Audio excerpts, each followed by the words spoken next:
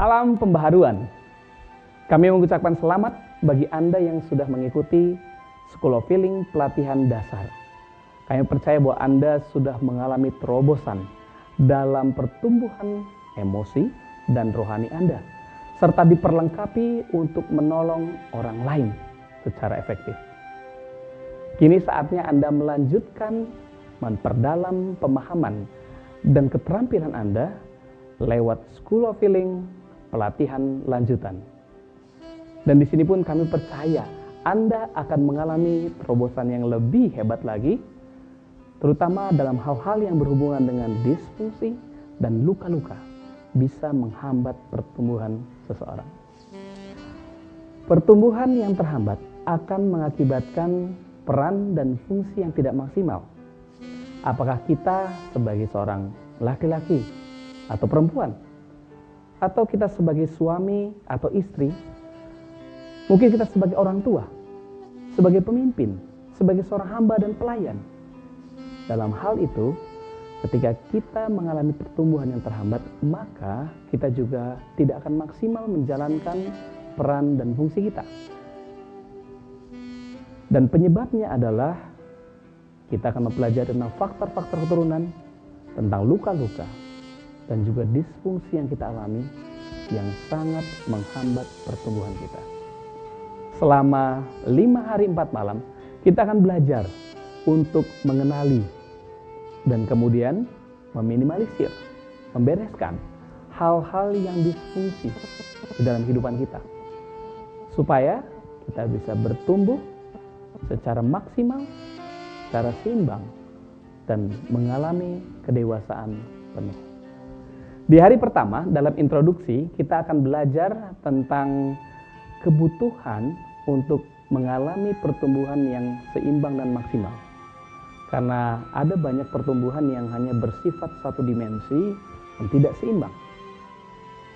Kemudian di sesi berikutnya, dalam sesi tahap-tahap pertumbuhan, kita akan belajar bahwa kita perlu melewati tahap-tahap pertumbuhan yang benar. Dan kalau kita tidak melaluinya dengan benar, maka itu akan menghalangi atau mengganggu tahap pertumbuhan berikutnya. Pada sesi yang ketiga, kita akan belajar tentang disfungsi dalam keluarga. Di sini dipaparkan tentang apa itu disfungsi, ya, dan bagaimana bahwa kita sering mengalami disfungsi itu terutama dalam pola pengasuhan kita, yaitu keluarga kita. Di hari kedua, kita akan belajar tentang proses pelayanan dengan menggunakan model pelayanan pemulihan terpadu, dan juga kita belajar tentang langkah-langkah 4M untuk melayani seseorang.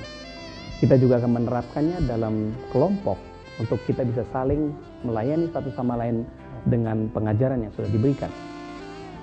Setelah itu kita akan belajar tentang penolakan, ya. Bagaimana kita bisa terluka ketika orang tidak menerima dan mengasihi kita. Dan itu adalah terutama orang-orang yang paling dekat dengan kita. Dan pada sesi berikutnya kita akan belajar tentang luka ayah dan luka ibu, yang dimana kita masih belajar tentang luka-luka, tetapi di sini kita pusatkan tentang luka-luka yang kita dapatkan dari orang tua kita dan dampaknya di dalam kehidupan kita. Di hari ketiga, kita akan belajar tentang luka dalam kandungan. Dalam sesi ini kita akan belajar tentang luka-luka yang bisa dialami seseorang yang berasal ketika dia masih berada dalam kandungan. Kemudian kita belajar tentang pola pelayanan yang perlu dilakukan serta penerapannya buat kita sendiri. Kita juga akan belajar tentang penipuan yang dalam, ya. Di mana dalam penipuan yang dalam kita akan belajar bagaimana untuk mengenali penipuan-penipuan serta langkah-langkah untuk membongkar dan membereskan penipuan itu.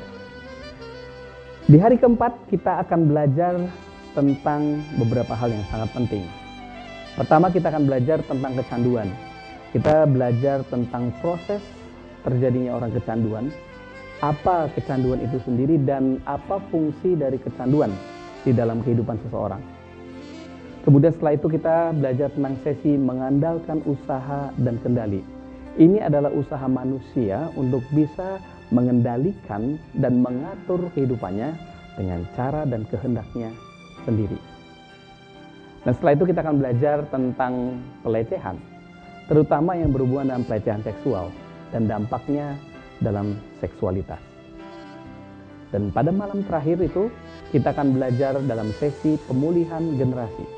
Kita akan belajar bahwa yang kita sebut sebagai proses pertumbuhan ini sebenarnya adalah satu proses untuk memulihkan sesuatu yang bersifat lintas generasi, yaitu generasi yang ada sebelum kita, kemudian pemulihan di dalam kehidupan kita sendiri, dan hal-hal yang kita wariskan kepada generasi di bawah kita. Di hari kelima, hari terakhir, kita akan belajar lewat sesi bertumbuh maksimal lewat komunitas. Dalam sesi ini kita akan belajar bahwa agar kita bisa bertumbuh secara maksimal, kita akan membutuhkan satu komunitas yang saling mengasihi. Dan kita akan belajar syarat-syarat terbentuknya komunitas yang bisa saling memulihkan. Kami dengan bersemangat menantikan Anda untuk hadir dalam School of Healing pelatihan lanjutan ini. Kami percaya bahwa ketika Anda dan kami bersama-sama ada di situ, kita akan bersama-sama bertumbuh dan merasakan kehadiran dan sukacita ketika Allah bekerja di dalam kehidupan kita. Mari bergabung dalam School of Healing pelatihan lanjutan.